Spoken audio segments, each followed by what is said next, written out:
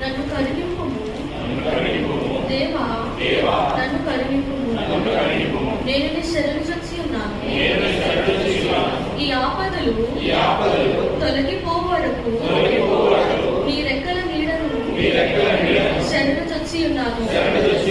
మహోన్నతుడైన దేవునికి, నా కార్యము సఫలము చేయు దేవునికి నేను మొరపెట్టుచున్నాను. ఆయన ఆకాశము నుండి ఆజ్ఞ ఇచ్చి నన్ను రక్షించును. నన్ను మృంగబోరు వారు దూషణను పలుకున్నప్పుడు దేవుడు తన కృపా సత్యములను పంపును. నా ప్రాణము సింహముల మధ్యనున్నది, కోపోద్రేకుల మధ్యను నేను పట్టుకొనుచున్నాను. వారి దంతములు శూలములు, అవి అంబులు.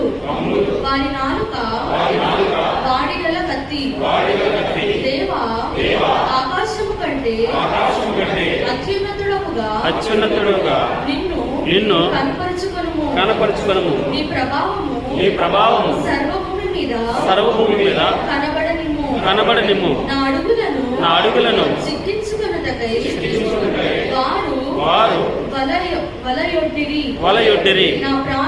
నా ప్రాణము కృంగి ఉన్నది. నా ఎదుట గుంట త్రవ్వి దానిలో ఆమె పడిరి. నా హృదయము నిబ్బరముగానున్నది.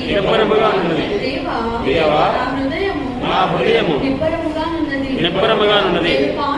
నేను పాడుచు స్తుతిగానము చేసేదను. నా ప్రాణమా మేలుకొనుము. సర్వమండలమా సితారా మేలుకొనుడి. వేకువనే లేచెదను.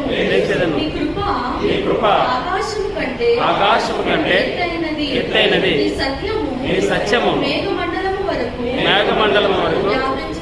వ్యాపించుచున్నది.